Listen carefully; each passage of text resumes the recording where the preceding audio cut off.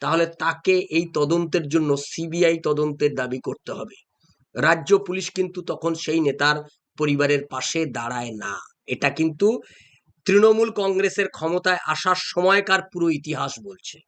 আপনি বিগত 14 বছর 15 বছর ধরে তাকিয়ে দেখুন, 14-15 বছর ধরে তাকিয়ে দেখুন, তৃণমূল কংগ্রেসের যে দাপুটে নেতা সে খুন হয়ে গেছে, সেই দাপুটে নেতার পরিবারকে কিন্তু সিবিআই এর কাছে গিয়ে তার তদন্তের জন্য দাবি করতে হয়েছে। রাজ্য সরকারের পুলিশ কিন্তু তখন আর সেই পরিবারের পাশে দাঁড়ায়নি।